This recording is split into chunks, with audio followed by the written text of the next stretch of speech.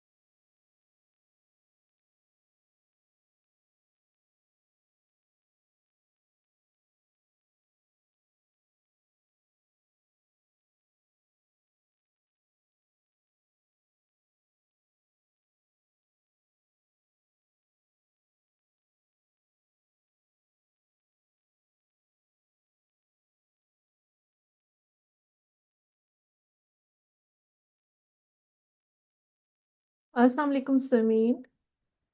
I hope Assalamualaikum. I'm audible. Yes, yes, you are audible. If you want to share, do you want to try sharing your screen or it will work? I You can what do you give it. suggest? अगर आपके पास वो आ रही है rights आ रही है where you can see if you can share नहीं आ रही. screen. No. So can you tell Sameer? She's right there. Okay, Samin, anyhow. Yes. if if you can kindly share, I'll just quickly say next. I think this I don't know who is handling all the presentation, but I think it's great that one person handle if there are two, three Oh, presentation. Huh? let me download your slides. Sameen, Yes. hi. Can you just send Saira the link, please? She doesn't seem to have received it. Let me Thank you. reset.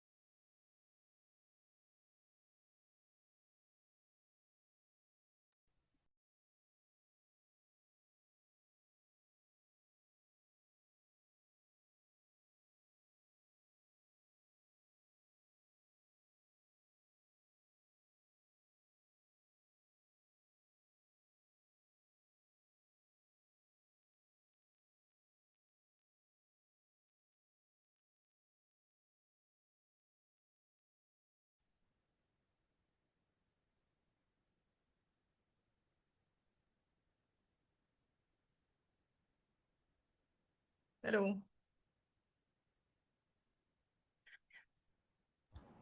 Hello, Saira.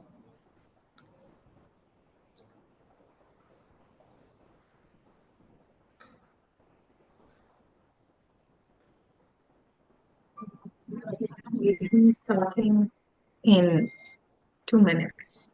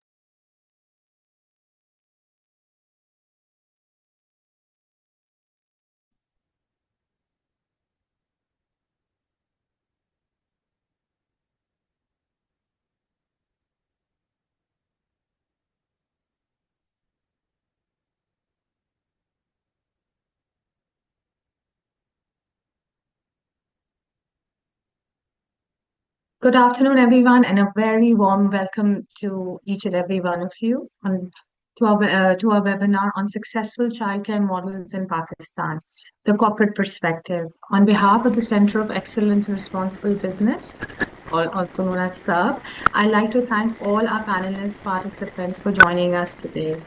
So before am I audible? If the panelists could just give me a thumbs up sign, so I know I'm audible.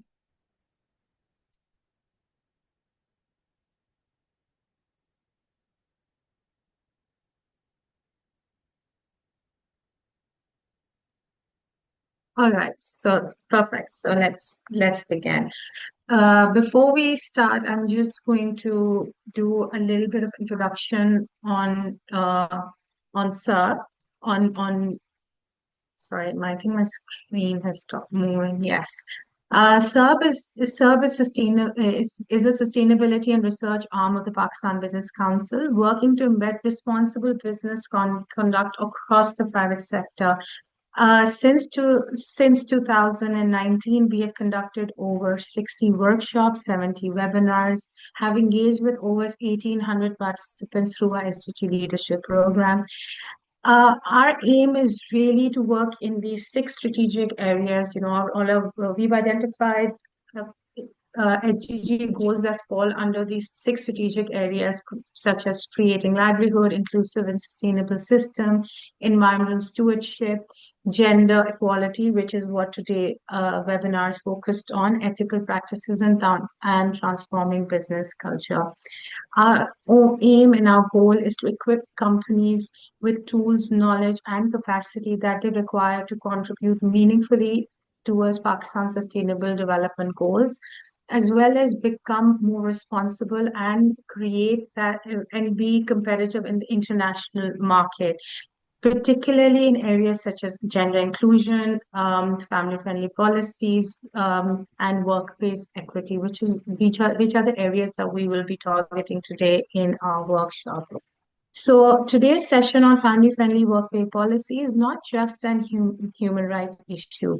It lies in the heart of building resilient and inclusive workplaces in Pakistan. When I joined 4 years ago, the conversations were very different. Companies had just started understanding the importance of uh, having truly inclusive workspaces. And now the tide is changing. Their businesses are becoming more forward-looking and becoming more and more aware of what is required for them to move forward in this space. And let me tell you, it's a very long way forward for us.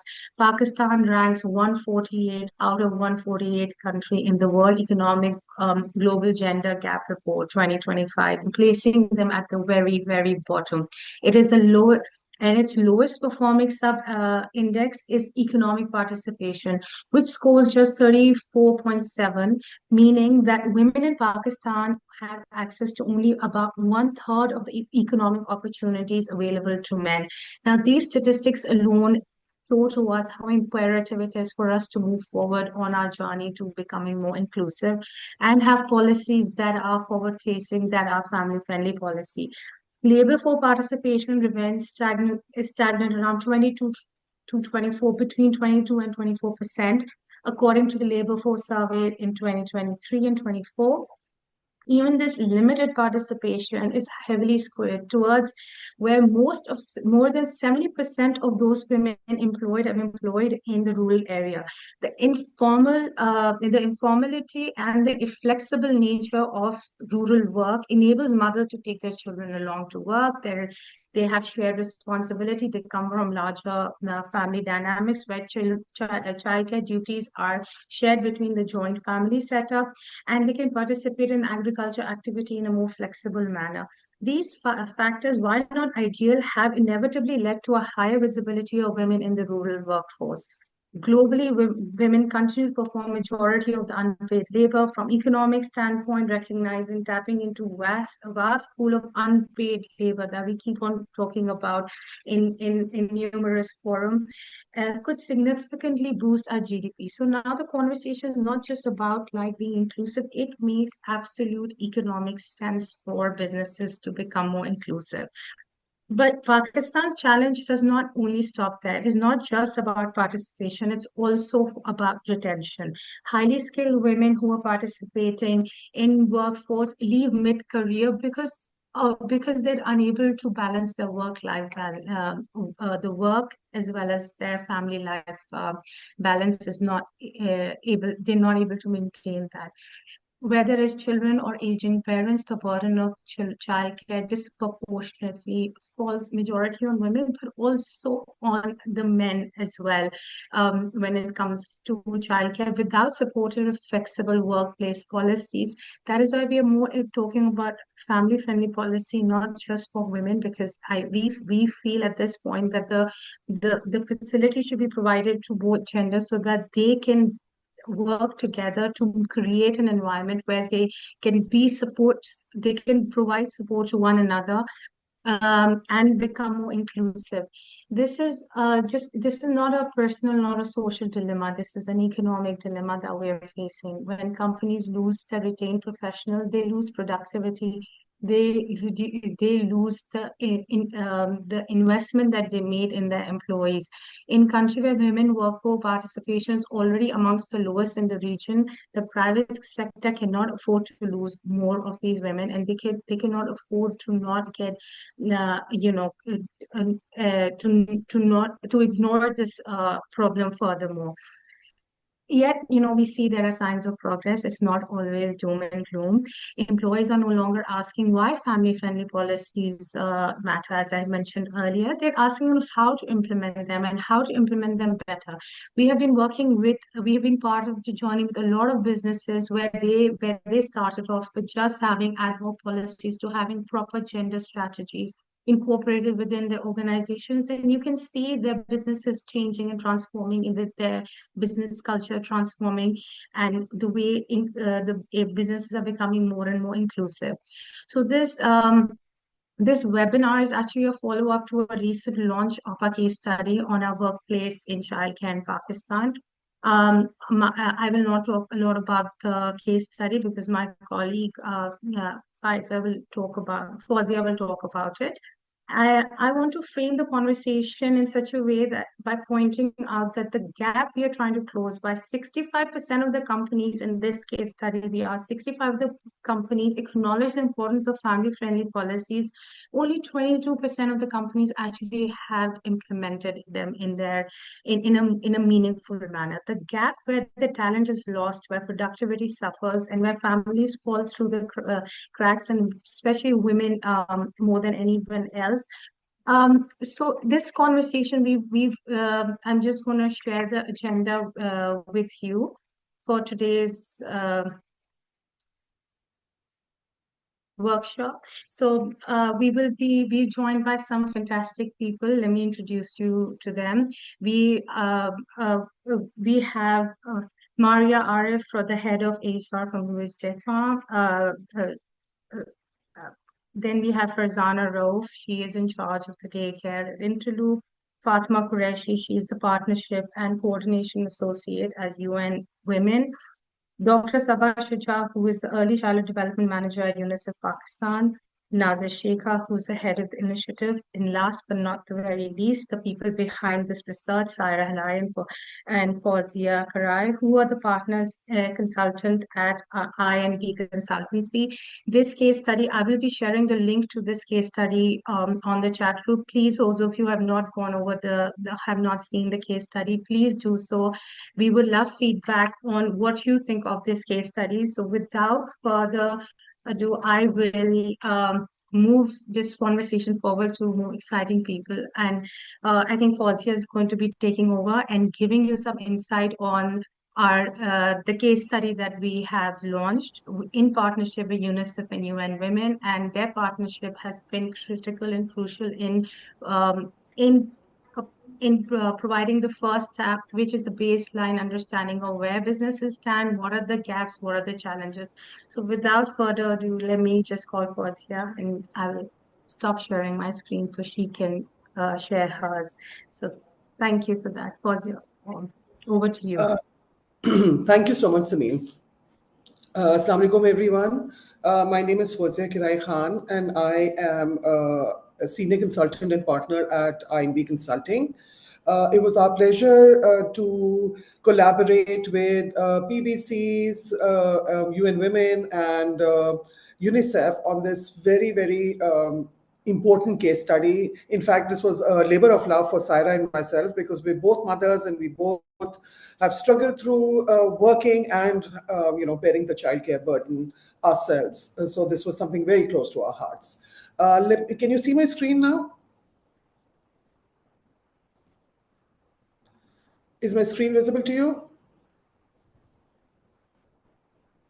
Yes, it's visible. Yes, it's Yes, we can see. So basically today I want to share some tools for the corporate sector on family-friendly policies.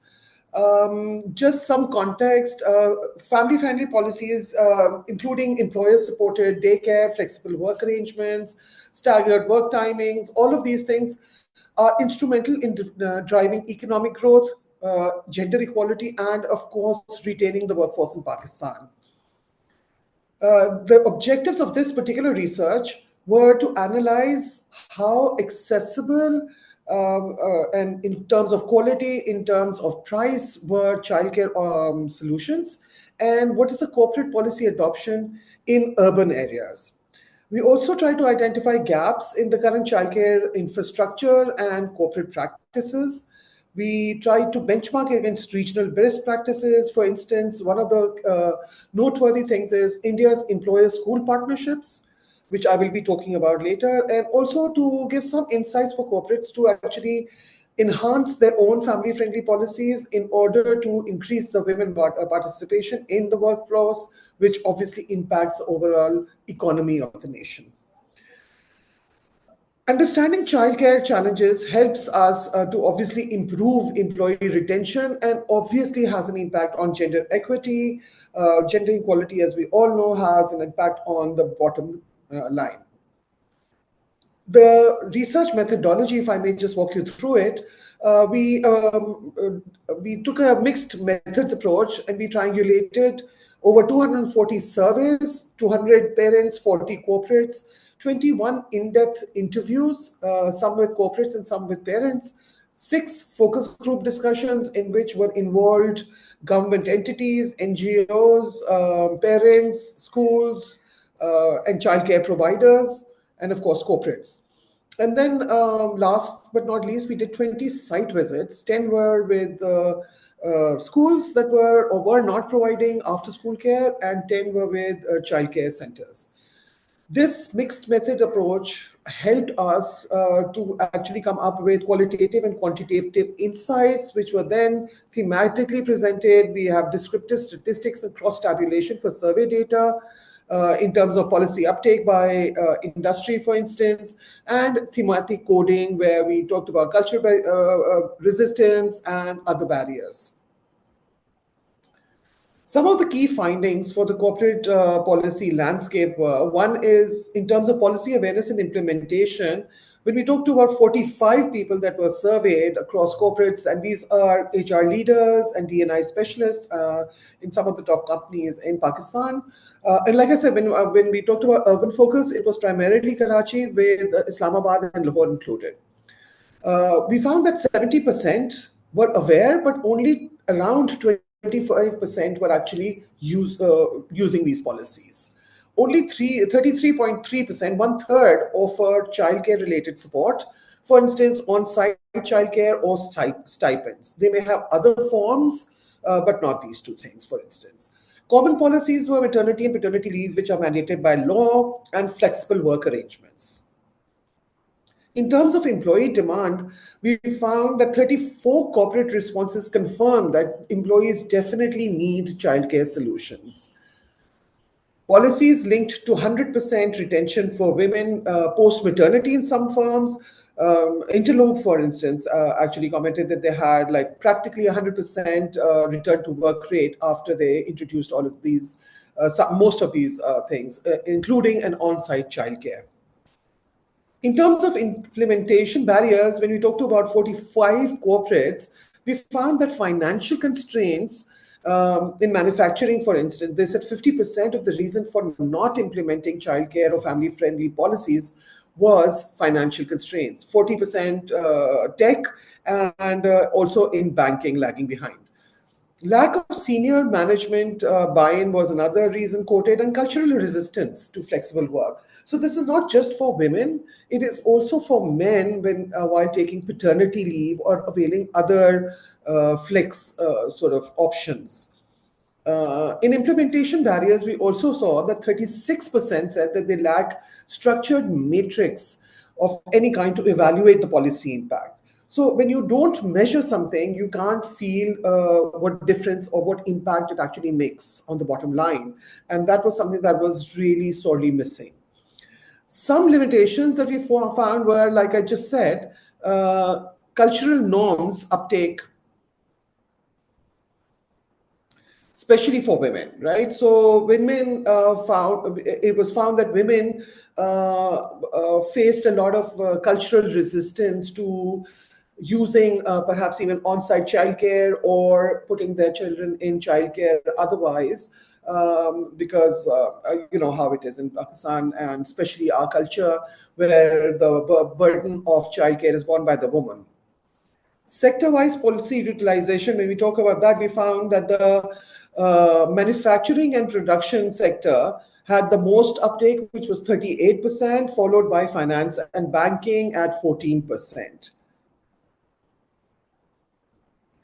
When we look at key insights from the parents' perspectives, we found that childcare impact on employment, when 200 plus parents were viewed, employed parents had 33.3%. One third saw that childcare was a barrier, and 58.3% would stay longer with the company if there were better solutions provided. With unemployed parents, however, we saw that 76% said childcare was a key reason for not working, and 89% would consider workforce re-entry with adequate childcare support. So this was rather telling, where we felt that a lot of people who were not in the formal economy They may be freelancing or working out of the house or informal work of some sort, but they felt that, or practically 90% said that they would actually consider getting into the formal workforce if they had support with childcare.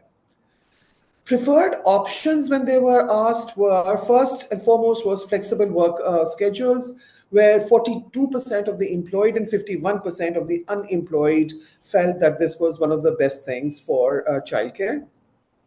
On-site childcare was at 1/3 for the employed and close 38% for the unemployed. And after school care, when we asked about, 17% of the employed parents said that they would avail it, and 25% of the unemployed parents were keen to avail after school care for their children.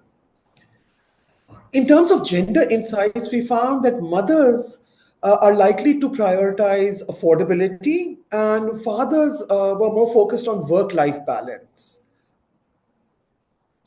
Some recommendations that we would have for corporates going forward would be, one is employer-supported daycare, on-site facilities where you can partner with providers for outsourced daycare to invest in in-house centers. Also, childcare stipends. We found that stipends at this point in time were paid from a low amount like 5,000 rupees per month to a very substantial 37,000 plus, which was only found in one odd company. But by and large, they were not adequate. So it was ranging, the average was coming between 10 to 15,000 rupees per month, whereby good childcare is anywhere upwards of 20,000 per month for one child. School partnerships, collaboration with schools for after-school programs using existing infrastructure. So like I had mentioned, when we did our regional comparisons, this is one of the things we found in India, where a lot of Indian companies, corporates and companies, partnered with private schools in the urban landscape and provided either some kind of monetary benefit or fully funded childcare options after school for their employees. And this has been working really well for them. One of the reasons is schools already have the existing infrastructure and can actually just build onto that, right? So what they had in India was not just tuition after school.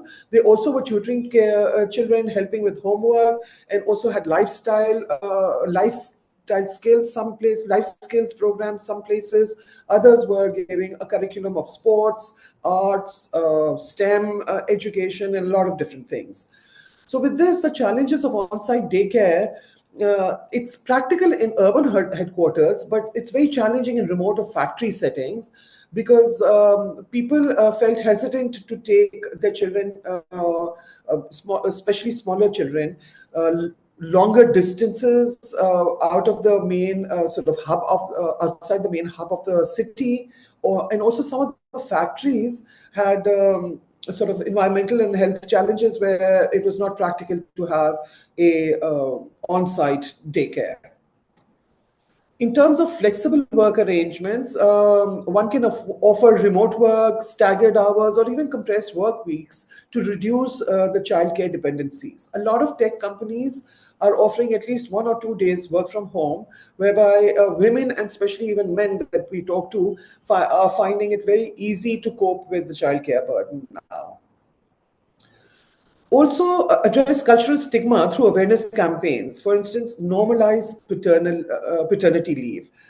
Even though there is, on a federal level, a mandated paternity leave, in Sindh, there is no sort of mandated leave.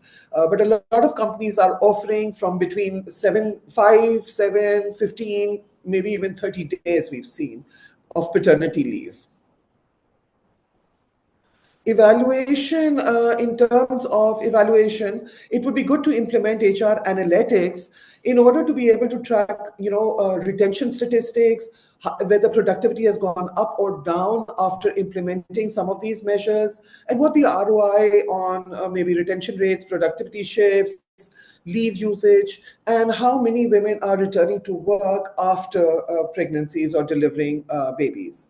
So these would help to actually build a business case for the corporate itself, because we found that when we talked about resistance, one of the main reasons cited was financials. And the second was support at the leadership or top level. So if these statistics are quoted and they are shown to make a positive impact on the bottom line, then certainly the corporates would be more inclined to offer these. A call to action. So, in terms of next steps for corporates, we would recommend that you can conduct internal surveys to determine exactly what employee childcare needs are.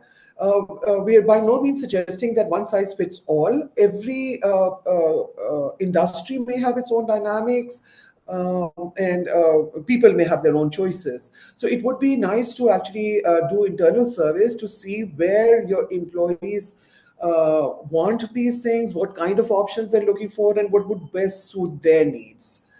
Uh, One of the other things could be collaboration across sectors. So, not just within the sector, one could actually have hubs. So, we've noticed that in banking, for instance, if you've noticed, if you drive down any particular street or any sort of active part of town, you'll see a lot of banks one by one, right?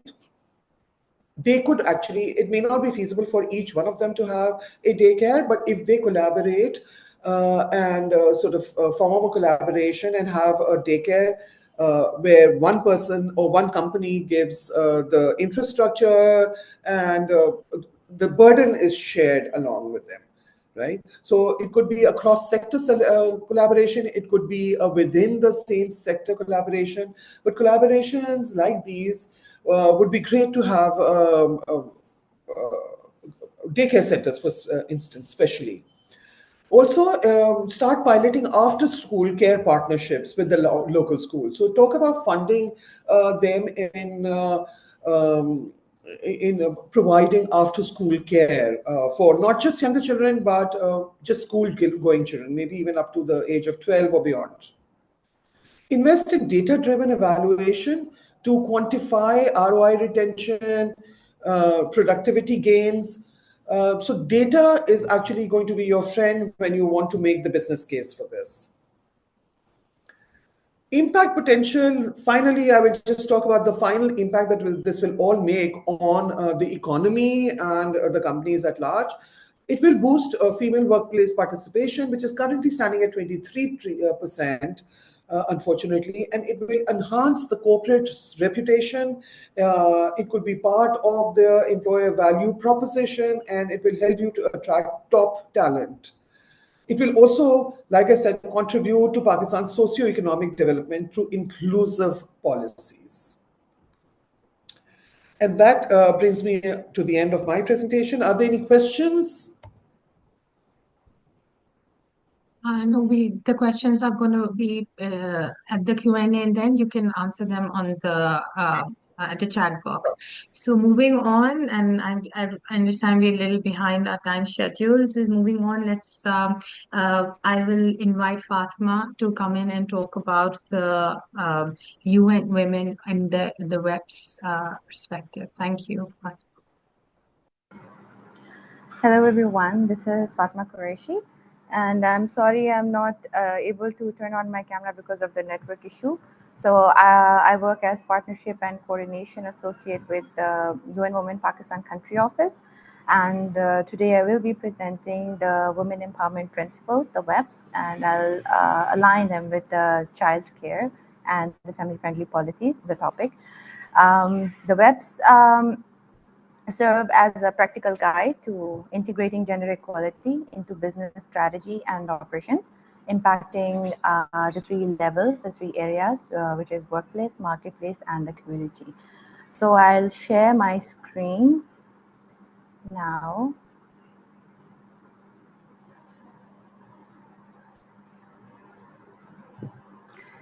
And here I'll be introducing the WEP's principles. So I'll start off with a little overview. The WEB's principles were basically launched in 2010 by the UN Global Compact and the UN Women. It is a platform to mobilize business action for the Sustainable Development Goals, particularly targeting the Sustainable Development Goal number 5, which is gender equality. It is a framework to guide all businesses, regardless of its size, number of employees, be it small or large, sector or geography, in order to empower women in the workplace, marketplace, and at the community level. It is a value chain approach, beginning with leadership, and each principle addresses an area of the value change across the workplace, marketplace, and community. It is a community and a network of action and practice. So for a little background, we have over 11,000 signatories across the globe who have signed up for women empowerment principles in over 160 countries, and among which 166 signatories are from Pakistan. So why the women empowerment principles? So the WEB's principles provides a roadmap for business on how to empower women in the workplace, marketplace, and the community. It also helps companies mainstream gender equality throughout business operations and other areas of corporate sustainability.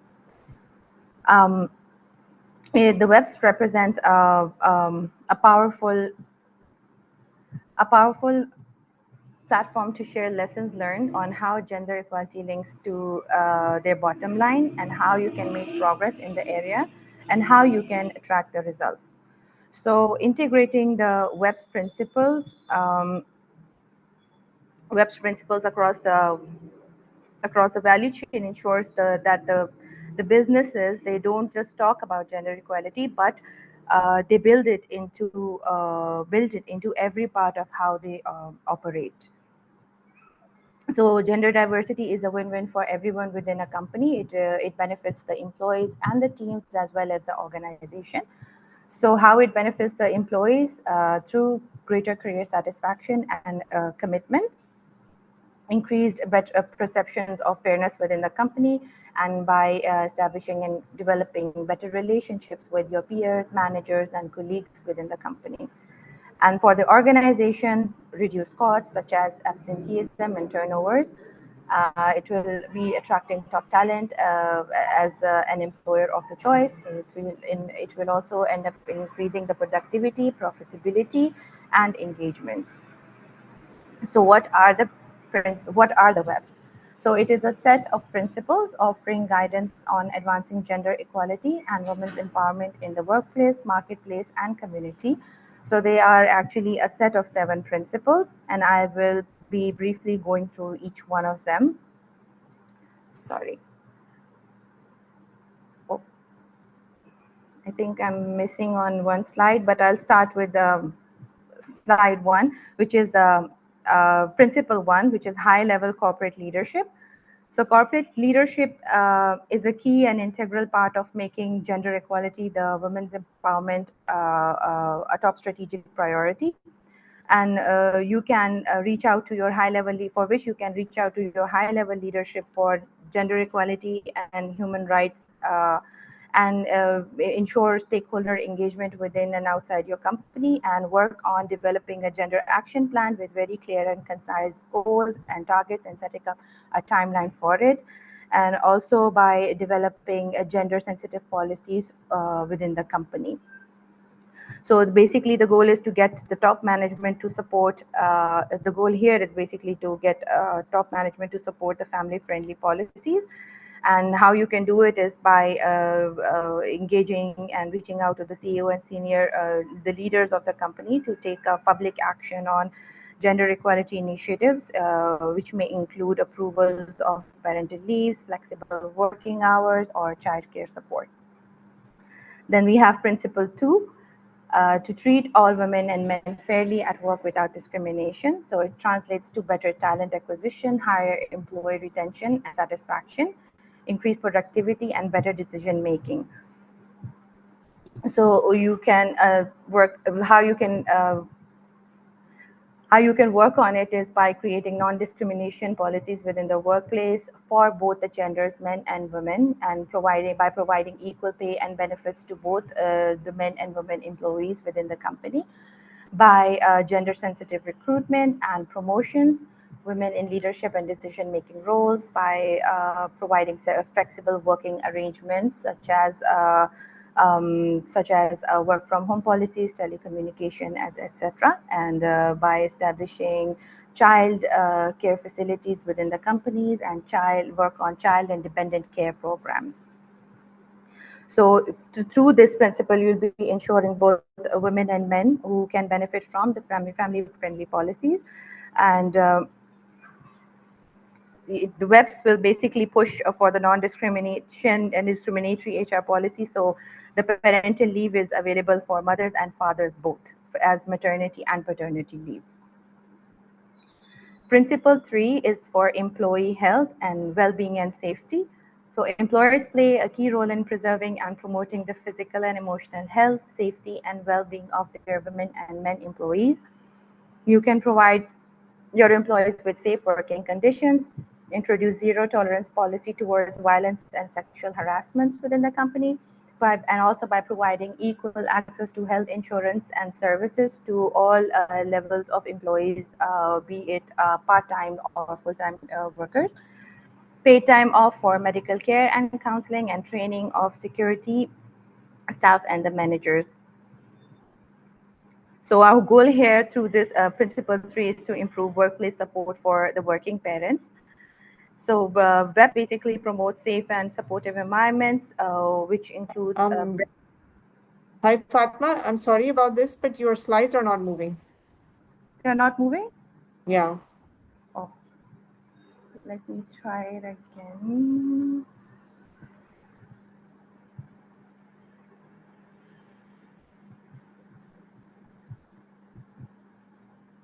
It's okay. It's probably a connectivity issue. If Is I it mentioned fine? those, yeah, it's fine. It's fine. Okay.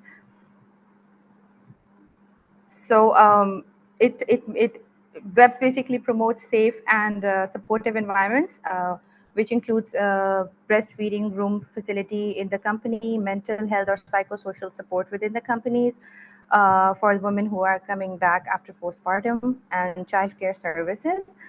And it can also include paid maternity leave and to support new mothers, boost retention and returnship policies within the company. The principle 4 is education and training for career advancement. So training for all employees about how the company is advancing gender equality. It also aligns everyone around shared values and helps ensure compliance with company policies and practices. You can do it by providing equal access to education and training programs and opportunities in non-traditional and revenue-generating roles, networking and mentoring opportunities for the employees, conduct sexual harassment and unconscious bias trainings, and raise awareness on the corporate gender equality policy and action plan. It will help employees return and grow after their leaves. Number 5, the principle 5 is enterprise development, supply chain, and marketing practices. So companies can play a key role in influencing the wider businesses, ecosystem, and business partners through inclusive supply chain policy and standards, for which you can procure from women-owned or women-led enterprises and gender-responsive companies who are engaged as vendors or as vendors with the company. Collaboration with business partners and peers, gender responsive media and advertisement, product service facility, design and delivery for women. So it will help a company promote equality beyond the company. Principle 6 is companies invest in community initiatives and advocacy, where companies invest in community development and programs to make valuable, effective, and responsible contributions to gender equality and women's empowerment.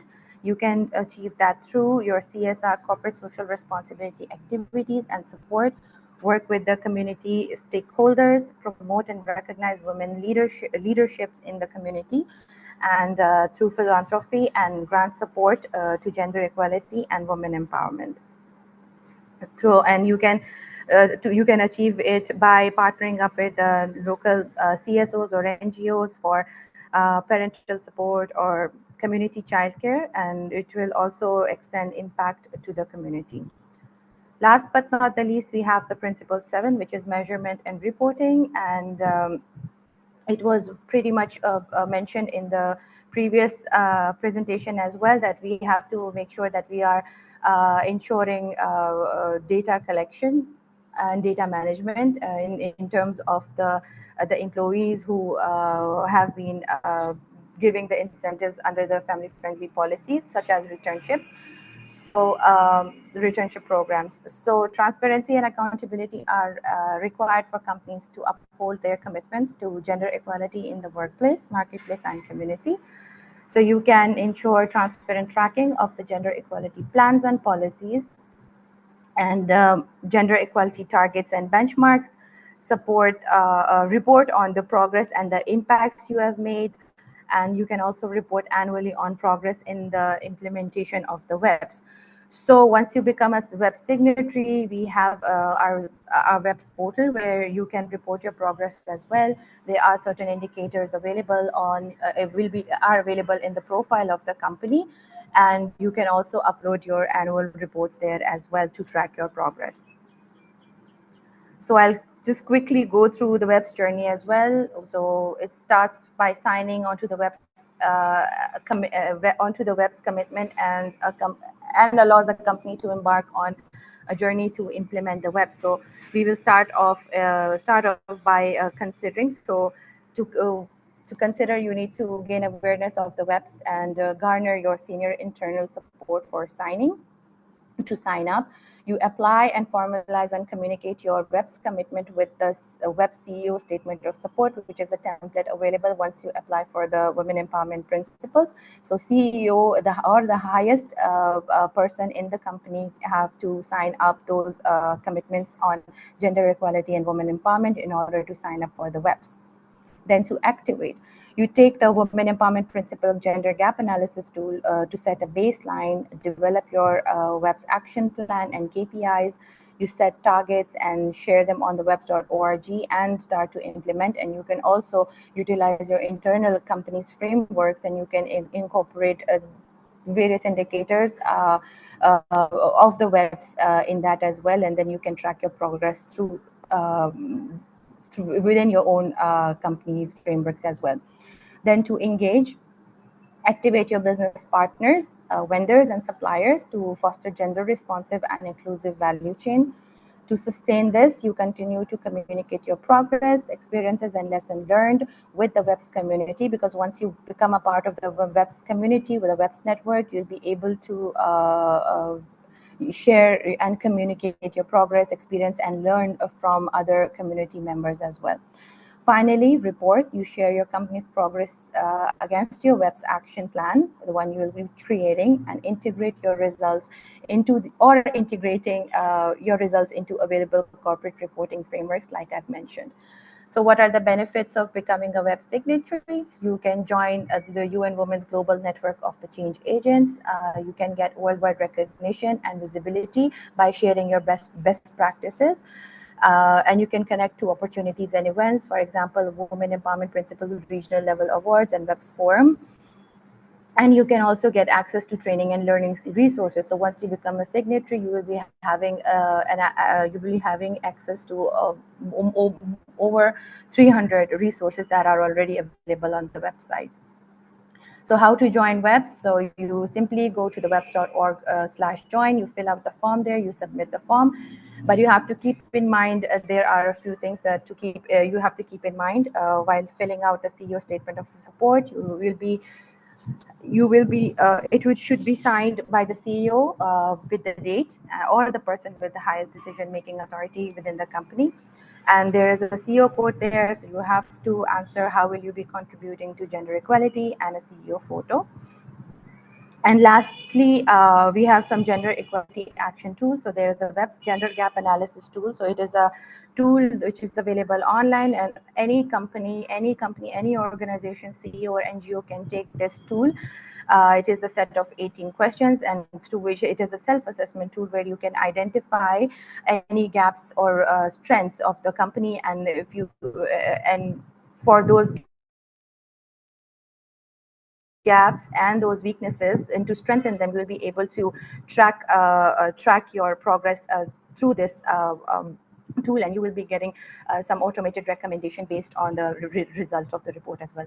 Then we have a gender action plan module. So this is I'm just briefly going through these. So this is Fatma, sorry to cut you. Can you please summarize, because we're really running short on time? I'm almost done. So there is a gender action plan module and a web's toolkit available to advance gender equality and women's empowerment in the workplace, marketplace, and community level. And finally, I would just like to share one more thing, that the web's principle basically is about creating equal opportunities for women at work and the society, but the family friendly policies are practical ways to make those principles real in the workplace. Thank you, everyone. Thank you so much for that, Fatma. Moving on, we have our other partner, UNICEF, um, who have been with us throughout the journey. This report started 2.5 years ago, and happy to say we have Dr. Sabah, who has been with us at the start, since the start of the journey. So over to you, Dr. Sabah, and please share what you have to say on this. Thank you, Samin. I would request if you can kindly share my slides. And Assalamu alaikum. Good afternoon, colleagues. I know in the interest of time, I have to be very quick and short as well. So today's topic is family-friendly policies. UNICEF is advocating around family-friendly policies. And as Samin already highlighted, we are actually cherishing this joint venture. And thanks to Pakistan Business Council and Sister Agency on Women to join this collaboration and explore family-friendly policy and practices in Pakistan. And as a result, Fawzia has already shared what we have to say. But here I have very, request a single purpose. That is a toolkit for business.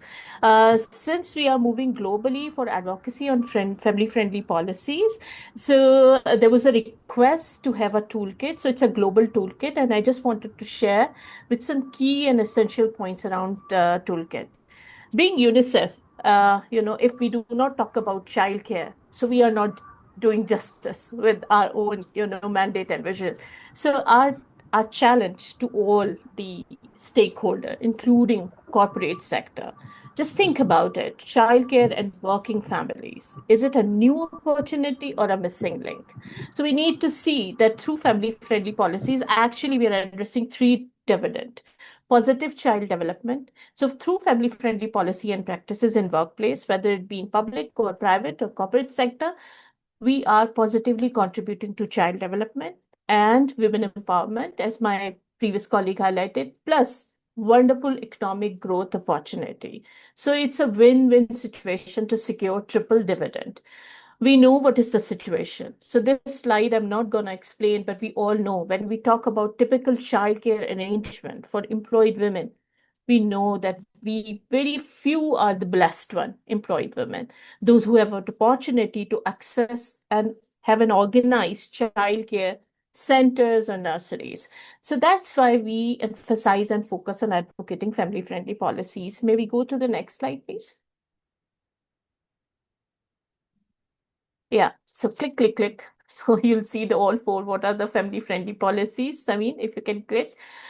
So basically, when we talk about with the UNICEF platform, we say that your family-friendly policies and practices are basically all those sets and instruments that provide and help us benefiting both work and family life as well. What we say when we talk about family-friendly top policies, it's obviously paid parenting leave for both, by the way, mothers and fathers. In a country where father engagement on nurturing care is around 5 to 7%, it means a lot to have equal opportunity for fathers as well. And of course, for mothers who are working, breastfeeding support in the form of flexible work hours, in the form of having ECD centered into your settings. And beside that, of course, there are two important components that has a strong tie-up with all those social protection services: affordable, accessible, quality childcare, benefits, and adequate wages to support the families. So this is in a nutshell around family-friendly policies, which is actually providing us basis for the toolkit, which I'm going to share in my next slide. Please, Samin, if we can go to the next slide. We all know that it's not something only beneficial for the health and, child development, child care, and women mental health. Since I am here with the platform of corporate sector, so I just took one slide. Otherwise, we have so many slides to advocate. We know that we have signed certain signatories. So this is very good for business for adopting family-friendly policies in order to support environmental, social, and governance agenda, ESG agenda, the most famous one. Beside that, UNICEF did globally lots of studies to calculate the impact of family-friendly policies on the businesses. You can see that it is actually clearly giving us a higher retention result from UNICEF Bangladesh and Vietnam studies moving ahead, giving us a good evidence around less abstinence, positive impact, profitability. The above and all, most famous industry, talent attraction, improved. So all these things are actually guiding us that there is a requirement how to do it, the family-friendly policies in terms of foundational, intermediate, and advancement. If we can go to the next slide, Sami. So I'm glad sharing with all of you that recently, maybe a month ago, there is a global family-friendly policy in practice at workplace toolkit releases, which actually need of the time, because despite so many evidences, still there are businesses who need to embrace the concept and realize the important and strategic reasoning of family-friendly policies into their corporate sector. And it is the most important thing, positioning themselves as a leader in their field. And it has a pivot role into the broader ecosystem. So a broader care ecosystem, actually the need of time. So it's not just one entity. We all need to have our contribution into the care ecosystem.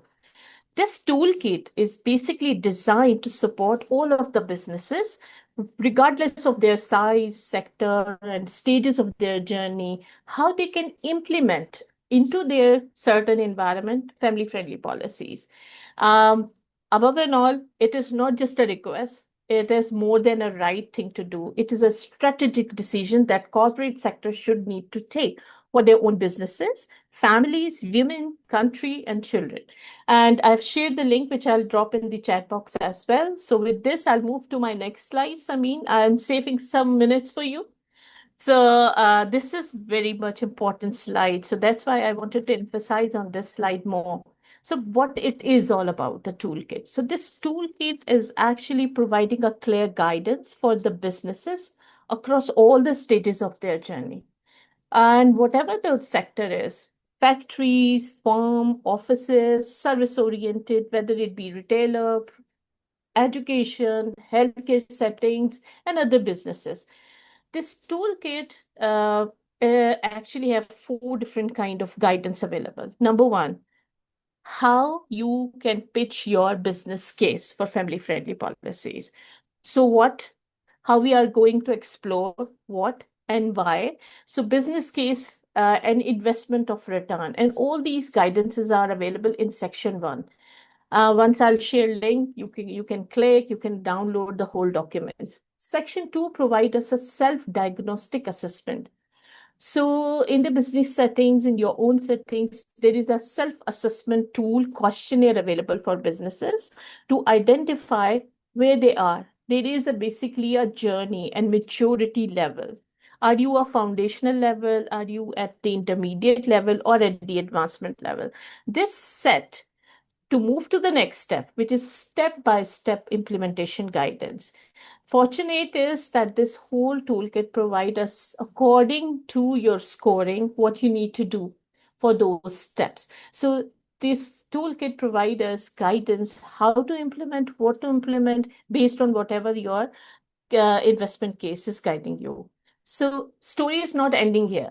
We have section 4, which provide us an opportunity and a template and reporting documents. You can, gauge your efforts. You can monitor, you can learn from it. So as you can say, when we move into the implementation, there are 4 toolkits different available. They're just separate for factories, separate for firms, separate for offices, and service oriented. And within implementation, there are 4 steps that are guiding us to implement. Embrace your challenges, embrace your priorities, and according to that, plan and develop your policy, and then implement and then measure. So I just wanted to share that such huge work is available. Please take benefit out of it. And just another news that UNICEF is providing capacity building on the tools. We are just here to sensitize, and we'll be happy to connect more if there is a hunger and appetite to have such training for the businesses. So with this, we'll move to the next slide, which is actually thank you very much, Samin and colleagues.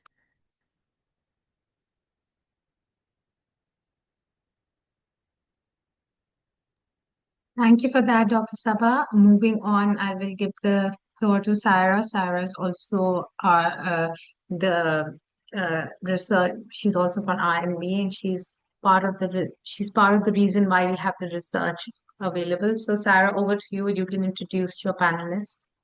Thank you so much, Samin, and thank you to the speakers before me. Most valuable and insightful information. And, I just listening and I feel that, we all need to just pitch in a little bit and we can really move the needle if we all try very hard. So I'll be really quick. I have two very uh, good people with me today, and everybody, all of you on this call have also helped us with the research. We couldn't put everybody here, but we have two very kind people who've supported the research and given their input. One of them I'd like to introduce first, Maria Arif. She is HR head for Louis Dreyfus, and which is an agri-commodity trading merchant that works towards fair and sustainable benefits for future generation. Maria is a DEI certified HR professional with 20 years of multi-sector experience. She's passionate.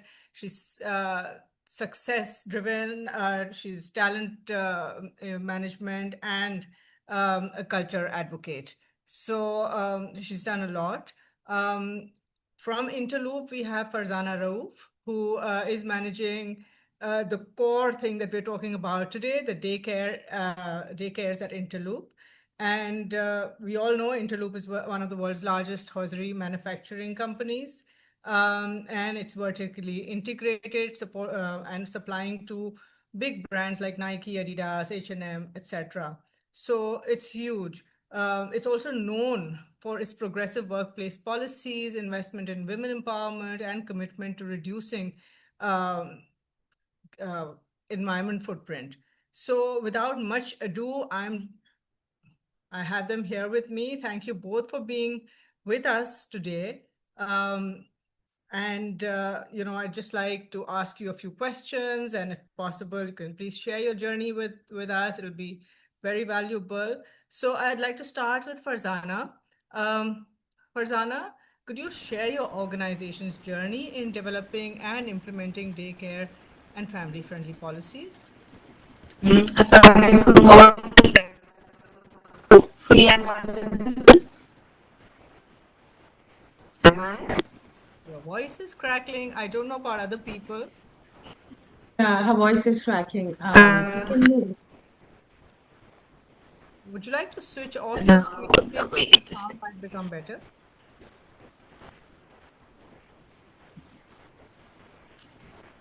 Yes, Maybe you please. can move on from that. All right. So it's better that I continue this way. Is it better than before?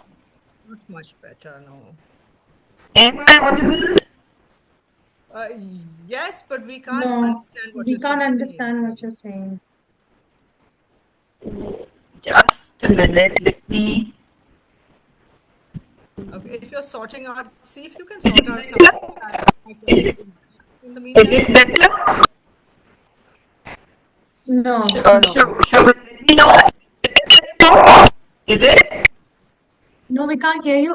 If you can reconnect, and in the interimly, Sarah can ask Maria the questions. Sure, Definitely. sure. Right. Thank you. Um, okay. So, Maria, tell us about your organization. How Sarah, could you also be a little louder? There's your voice is from my far away. really? Okay. Sure. Okay, Maria. So, tell us about your organization. How does your organization support employees with childcare needs? Like, do you have parental leave, flexible hours? What do you do? How do you Hi, support your Sarah. employees? Hi, Famine. Thank you both for the introduction. Hi, everyone else. Fauziya especially because she did invite me, and this is something that I feel very strongly about as a working mother who has had to take a career break, and so I feel the pain that you know. I think many women and hopefully men are feeling when women have to step out of the workforce. Honestly, in today's day and age, I'll speak for Pakistan. I can't speak for the world, but I do have family all over the world. And one income is not enough to give a good quality of life to your children and to yourself. And it's very painful when then one partner who has been an equal contributor pretty much has to step out. And then when you do try to step back in, it's almost impossible. Because again, you have grown as a person, because believe it or not, children teach you a lot: patience, negotiation, a lot of skills that you may not learn at work. But unfortunately, you don't have the written experience. And so it's hard to get back. And you usually start, a few steps down from where you would have been if you hadn't, taken that break. So it is actually an economic crisis in many ways, for all the families that are affected. Um, I wish that I could tell you we've done a lot. Unfortunately, we have not. But I still proudly represent the company because we want to do more, and I think that's what really matters. And hopefully through forums like that, we'll be able to actually understand what everyone else is doing, what the government, what other companies can also do to help support our journey as well. Though what the few things that have worked for us, luckily or unluckily, this could be a systemic failure. We don't have a lot of mothers uh, on the company, employees yet, which is unfortunate. But what we have, I'm also breaking up now. No, I don't think it's I you, think it's still Farzana. I think Farzan. mute So or what we something. do have is a very, very flexible timings. We do have actual 1 day work from home, which really helps as well. And then when I said about flexible timings, generally also a lot of flexibility in the way we work. We do a lot of remote work, depending again where, this is true for everyone, that managers obviously need to be aligned. But we have several cases where people have worked from home, and men and women both. So it's a generic policy, which is a good thing and a bad thing sometimes, because often you do need to, when you're specifically encouraging women to come back to work or stay at work, it's ideal to tailor things to them. But when we're talking about changing society's mindset and helping generally everyone kind of, come into the loop, then that general flexibility helps, because a lot of fathers are going for the parent teacher meetings and the other things that are required, the school stuff, that otherwise traditionally becomes a mother's role, and makes it a lot harder for a working mother to sustain the balancing act, right? Of like the multiple roles that we're constantly playing. So that's a big one for us. We do have parental leave, in which paternity and maternity is very much part of it. There are so many companies that have done a lot more. Again, they've extended both paternity and maternity leaves to almost 6 months, something hopefully we'll be working on as well.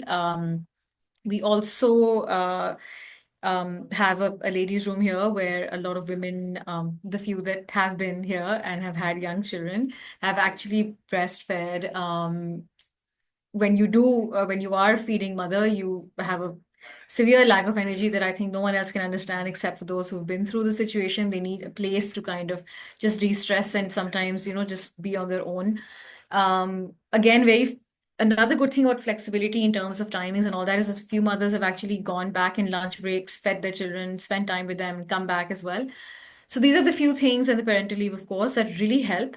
But again, lots more has to be done. And I'll tell you, this is where it's a chicken and egg thing. But I wish that the government would forcefully make an act, or a law rather, which you're forced to follow, because then it gives guidelines, it gives a template, and it again forces companies to think in a direction, and then helps you evolve that direction. For someone like me, who again is very invested in it, though my kids are a lot older now, but still, because I've been through it, I see it. I'm very invested in it, but there's not much I can do sometimes when I don't have that kind of backing from the law. There's a lot of things that That's very companies say, and specifically, this is because we have two mothers here, of which I am one. My children are a lot older now, and because I wanted to keep working, I managed some kind of system which is working for them. I don't need a daycare, but I would love a childcare allowance.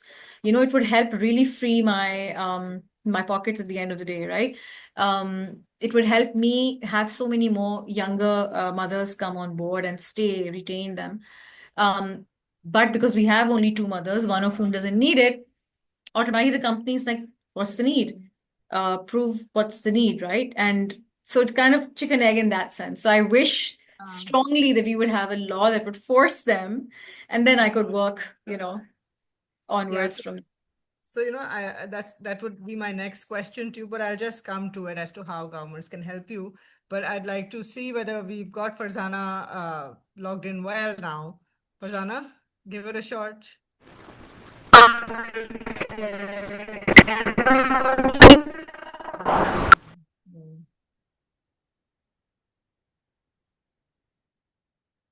Um, so Farzana, maybe you could just change your location. If you're on a laptop, you could just move somewhere else. Might get better connectivity, if that's possible. And meanwhile, Maria, I can, if you don't mind, continue with you. And then if, inshallah, if I we could get talk on this topic forever. You'll have to actually like ask me to stop. I'll have So to stop you. Okay, don't worry, I'll do that. Okay. So you know what? This is one of my questions that I had in line. Is that what kind of support do you think that the government's what kind of regulations or support can the government put in for you to make it easier for organizations to build the DEI portfolio? Because look, in my view, it always helps if you've got, as you said, danda on your head or something supporting you. Other than that, how yeah. you get there. So in your view, what would that be? So yes, there's the danda and there's the carrot as well, right? It would be great, like when we talk about diversity, I feel that it helped us generally in other sectors, when the state bank had put a quota on so many percentage of women have to be, in the banking sector in every company. And when it becomes forced, it becomes a norm, right? There's a lot more that goes into it, right? I know I'm simplifying it so much, but just bringing people on board is not enough. Giving them that entire infrastructure to support them. I worked previously at Engro, where we had that daycare, and my first baby, was 2 months old, and I came back to work with him, proudly carrying him, every day. I was just telling someone laughingly that, my husband used to call me Malgari, which is the cargo train, because I would have him, I would have his car seat, I would have my bag, the baby bag, everything. But I proudly, it was so easy to come back to work. But then there are a different number of challenges that happen, which it's a different topic, I know. But when we talk about family friendly policy, it's not just about having a daycare, right? That's just, it's almost like a bandage on the real problem. Because again, the onus of childcare becomes entirely yours. And, we still had the having to work till 6:30, in the evening, not having the right support for women who were coming back after a 3-month break. So many other things fall in place, which actually determines the equity of family-friendly policies, right? I don't want you to support me just by lip service. I want support where you are giving me everything else, the other tools that are required to be able to manage both of these things. And honestly, the I don't know how to put it not so bluntly, but the kind of respect that comes with I'm still that same smart, hopefully, person that I was to begin with. I still am just as capable, and I need the organization to help me with that. So that is something where a lot of work needs to be done as well. But to begin with, there was a Childcare Act. I think it was 2010, if I'm not wrong, or it was maybe a year or 2 years ago. I can't remember the Childcare Act that passed, but it never became a law. And it was a very simple document, was just guidelines, I would say. But it really helped give you ideas about, okay, if you can't have a child, you can't have a daycare on the premises, there are childcare allowances, there are various other things you could have done. So it gave you ideas as well, right? That's one thing where it's a guideline. And any other policy or any other law that the government comes up with that we follow, like minimum wage, things like that, they help set a benchmark, which sometimes we are not as equipped to set. We may not True. have the That's, right type of research. that's So right. it ticks all those points because I'm assuming there's a slew of smart people who are working on that specific topic, like yourselves, who have done all the research and covered all the things that I may not, in my individual capacity, with the best of my intentions, be able to cover. So that's one thing. And the other thing is, again, surveys and reports and focus groups like these that give enough data on how the economic impact it has, the productivity that it helps impact for businesses, makes our job easier to sell it, right? So these are the two kinds of things that I feel that the government absolutely needs to work on. Excellent. Yeah, I think that's really, really spot on. So thank you for that. The more support that you have, the better you can push your agenda through as well. And like you said, the carrot, the situation that you have, which comes first, and you get this push through. Inshallah, you would be able to put in more women as well. I hope so. So we go back to Farzana. Farzana, let's try and see you once again or hear you. Are you there? Yeah, Okay. I So, hope you can hear me now. Can yes, you? sort of. I think so. So, Farzana, Oh, quickly, I just like finally. to know Thank about, you. sorry. No, no, Hello. that's okay. That's okay. Go ahead. Okay, can you Hello. tell us? Yeah, I can hear you. Um, so just tell us about Interloop's journey towards, developing the daycare and family-friendly policies, because you guys are, very ahead. And mashallah, I think you're doing a great job. We also have you quite quoted in our report as well. But would you Yeah. tell us about your journey, please? Oh, yeah, sure, sure. Because I know that we are already, I mean, running short of time, so I'll be rather quicker on this. Thank you. And so, if I start, elaborating a bit of our journey, Interloop established its first daycare facility in 2006. Okay. And it was the beginning of long-term commitment to supporting a working parent. And on 12th of March 2018, the organization officially launched the revamped Interloop daycare setup, and we named it as Love and Learn Daycare Setup, which was designed to provide children with a nurturing environment that blends quality care and the foundational preschool education. And being in charge of daycare setup at Interloop, I'm responsible for overseeing the operations and development of all daycare facilities across the organization. So this was the journey when we started and how it emerged. And if we talk about the family-friendly policies and how did we, implement. So basically, if I elaborate a little more, the development and implementation of daycare and the friendly policies at Interloop have been both strategic and purpose driven. How? Because it's recognizing the crucial role of childcare in enabling workforce participation, particularly for women. The organization adopted a comprehensive approach to address the employee's need. So, which included obviously the benchmarking we benchmarked the best practices, and established on-site daycare facilities, which were aligned with the early childhood development standards. So And moreover, to elaborate a little more, to ensure consistency and the quality governance, we have the governance frameworks and audit mechanisms in place. And in close collaboration with the DENI department, Interloop has launched the Daycare Improvement Plan, aimed to standardize and enhancing the daycare services across all facilities. So actually, these all initiatives have significantly improved employee well-being and have played a vital role in advancing Interloop's goal of increasing female workforce representation. So the journey is ongoing, and with the continuous evaluation and meeting the expectations of the people in the female force, we are on our way.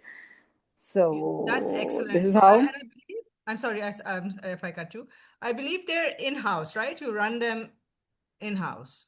Yes, yeah, we That's have all on-site daycares and available with all the daycare. Sorry, this plants and the units. So currently, 6 daycares are currently functioning with different, hosiery and apparel units of Interloop. correct. So, when you started this journey, did you face any internal challenges? And how did you Yeah. tackle those challenges? So very quickly, but just it would be nice to know. Sure. I'll be rather very crisp on this. Yes, definitely, we faced several challenges, and that highlighted the need of family-friendly policies, including, high absenteeism among mothers due to health issues, and childcare due to certainly the childcare responsibilities and retention concerns, as some employees considered leaving the workforce post maternity, and work-life imbalance issues that conflicted with certainly with our DEI commitments to support working mothers. So, uh, so address to address all these challenges we introduced supportive measures, and few I will certainly share with you that flexible 4 to 5 days working, work from home, the facilities available certainly on if the need is so, and it can be done, and few flexible working hours for females are in place, and paternity leaves, some of the colleagues were talking about that it has to Excellent. be in place as well. So yeah, we 7 days working 7 working days paternity leave for male employees, providing Okay. them the opportunity to fully engage with, and policies are all defined, they are operational and paid, and it can be extended as well. The females can avail the facility to extend their maternity leaves for 1 month, post the delivery and all that. Yeah. So such practices are already in place, and top of all, the best daycare facilities, obviously, which we take proud of, we are Absolutely. offering. Yeah, I know. I mean, when I spoke, and I think I spoke to one of your colleagues while we were doing this research also, and this amazing stories. So, I mean, it's really, really Yeah. good to know. And the way the trajectory has gone, and you've built on it, and it's very Yeah. forward looking. So Yeah. it's amazing. I wish we could all pass this on to other corporates as well. So thank you so much. I know, I'd love to keep talking to both of you because there's so much, and we're both on two extremes, one with so many things happening, and one wanting to do all these things, and and there's so much learning that we can do from each other. But I continuously see Samin, and I think we need to to Yeah, try I to. know. I understand. We are already running out of time. But one thing which I seriously I want to, certainly, because when we drive when we go and when we see the crust and the core of the whole entire discussion, what we see, the work-life balance is equal to. I mean, the major part of it is the established and the purposeful daycare center serving, the employees, so for better retention and for better family friendly policies, addressing their issues. So we it's very important, it's the need of time, we all know it very well, and being our role, as we are heading the daycare setups over here, so our role support our organization's goal for increasing female workforce participation by ensuring access to reliable and advanced daycare services. So we are this is very much crucial. Our role becomes more crucial to this. Absolutely. No, it is crucial, and it's also impressive how you guys are running it and Exactly, so exactly, so exactly. thanks a lot for that. And with that, I think I would like to thank both of you for being with us. I'm so sorry. There's so many other things that I could love to talk to you guys about, and so many more questions. Inshallah, at another time we must, if you do this again, we will definitely do more. Thank you so much, both of you, for being here. Thank you. Something that I missed saying. Sorry, Sameen. 30 seconds more. Thank you, Nazi, Sameen, UN Women, UNICEF, for giving us this opportunity to do this research work. It has been a lot of fun, insightful, and very passion driven for both Fawzia and myself. And we enjoyed working with you guys. Thanks a lot. It was pleasure indeed. It was pleasure listening to all the panelists and everyone who has participated. It was peerless, being part of this webinar. Thank you. Thank you so much. Thank you, everybody. In our experience, we have never ever ended a topic on gender on time. It has always exceeded. So this today was no exception. This was just the norm. With that, I will move on to just to Nazish. Nazish can do the closing remarks and share. She's a mom, a female. She shares the same passion with all as all of us. So over to you, Nazish. You can do the closing. So, hello everyone, and good to hear from a lot of you, both online and to all of the people who have joined us today. It's good to see lots of DEI teams from different companies joining in this webinar and joining at such short notice. So it shows the commitment that everyone has for this topic. I'd just like to basically, we've talked a little all about the need for daycare, and we've talked about our study, and we've talked about the two corporates that are working on it, the different perspectives as a mother, as an HR person, as a daycare provider as well. But what I'd like to now address is, firstly, I'd like to say that this is there are two parts of to this outreach webinars. Today, we've talked with corporates. We'll be sharing details of when we'll be talking to schools and daycares as well after the webinar. So I hope to see all of the people joining in there as well. The other thing is, we did hear in the I noticed a lot of requests related to Fatma Qureshi's UN Women's Principles. So we did a webinar on women empowerment principles yesterday, which is recorded and is available through our YouTube channel. And what we'll do is we'll circulate the link to that webinar with the link to this webinar. And then we also have a webinar with UN Women coming up as well. So there's two webinars that everybody should be looking at.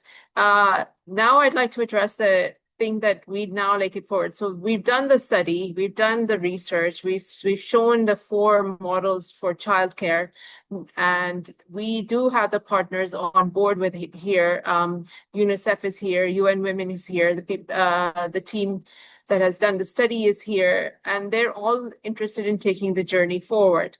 And now that's where the corporate sector comes in, and we'd like to take the discussion forward once, and to see that we get more childcares and more support in the future. So now we would like to hear from you. What would you like? What support would you like? We have UN Women and UNICEF to help us with the knowledge partnerships and knowledge support. Already, Dr. Sabah has shared a toolkit with us as well. But now, obviously, do think about it and do write to us on what your needs are. We'll share a short survey as well, which will help us gauge, what to do about this. We're already taking from our first launch. We have sort of started a discussion with the banking sector and daycare provider to see if we can look at a model of a consortium-led daycare system in areas where there is no daycare. So if you're interested in that, do let us know. So now the ball's in your court. So I'm just going to end with that. So over to you, Samin.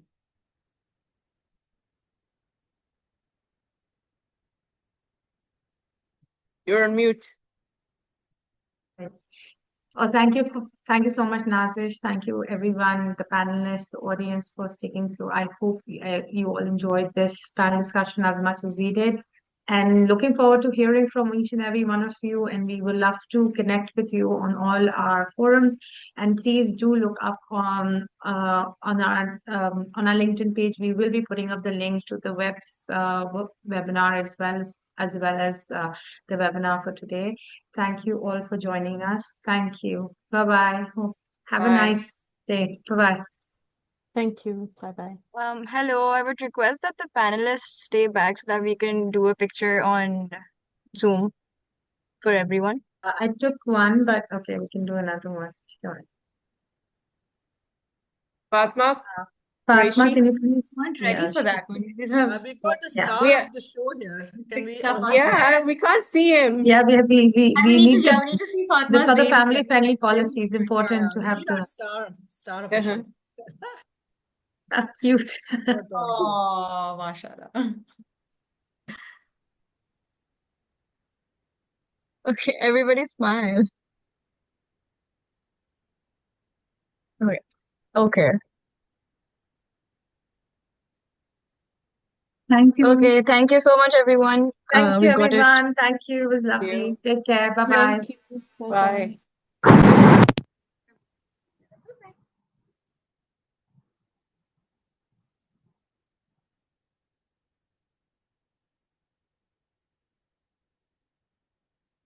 Oops, sorry.